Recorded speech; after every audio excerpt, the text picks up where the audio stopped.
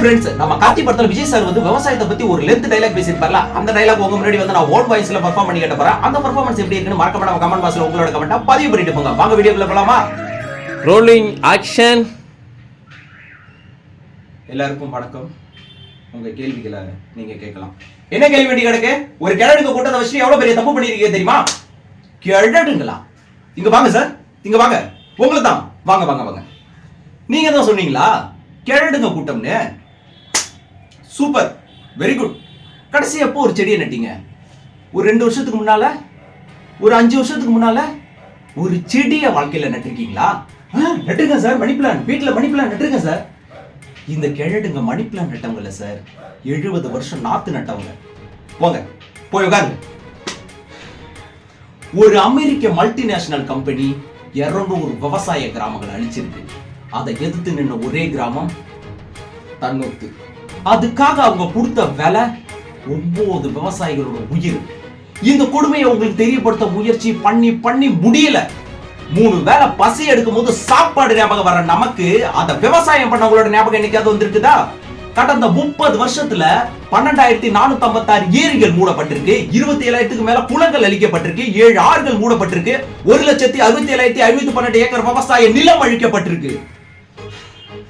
தாமிரபரணி ஆறுல இருந்து ஒரு கோலா கம்பெனி ஒரு நாளைக்கு 9 லட்சம் லிட்டர் தண்ணி எடுக்கிறாங்க. இதுல விவசாயத்துக்கு தண்ணி எங்க இருக்கும்? விவசாயி தற்கொலை பண்ணிக்காம என்ன பண்ணுவான்? அவங்க பசிக்கு பிச்சை கேட்கல சார், விவசாயத்துக்கு தண்ணி கேட்கிறாங்க. தன்னூத்து கிராமம் மட்டும் இல்ல, சொந்த ஊரை விட்டு ஓடி போன அத்தனை விவசாயிகள் தான். 20 வருஷத்துக்கு முன்னால விவசாயம் பண்ணவன் இன்னைக்கு சிட்டில கோயில் வாசல்ல பிச்சை எடுக்கிறான், பாலத்து கீழ துணி துவைக்கிறான், சாக்கடாள்றான்.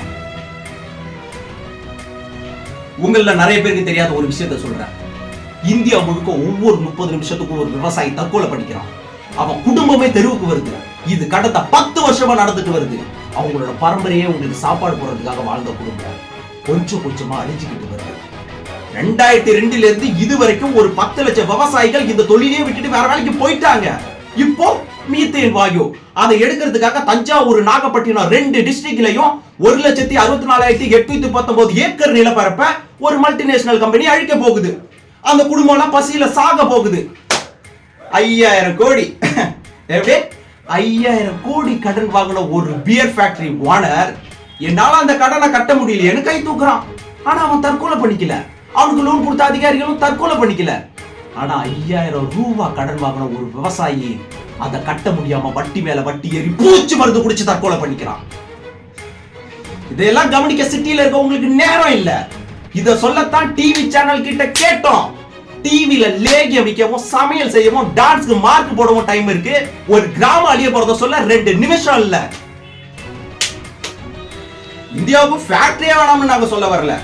குடிக்கிற பால்ல இருந்து தயார் பண்ற சோப்பு வேணாம், முட்டை, மீன், கேரட்ல இருந்து எடுக்கிற ஃபேரஸ் கிரீம் வேணாம், தக்காளி, ஆரஞ்சு, பாதாம்ல இருந்து தயாரிக்கிற அழகு சாதன ஃபேக்டரி வேணாம். இந்தியாவுல விட்டமின் குறைபாடுனால ஒரு நாளைக்கு 5000 குழந்தைங்க இறந்து போறாங்க. ஒரு நாளைக்கு பணக்காரன் யூஸ் பண்ற ஒரு காண்டம்ல ஸ்ட்ராபெரி ஃபிளேவர் வேணும்னா ஒரு 7 குழந்தை தன்னோட வாழ்க்கையில ஸ்ட்ராபெரியை நினைச்சு பார்க்க முடியுமா? சாதாரண தண்ணி அதுல என்ன அவ்வளவு பணமா கிடைக்கும்? யோ, சாதாரண தண்ணியா? 2G என்னையா? அலைக்கற்றை, காற்று, வெறும் காத்த மட்டுமே வித்து கோடி கோடியா ஊழல் பண்ற ஊரியா இது?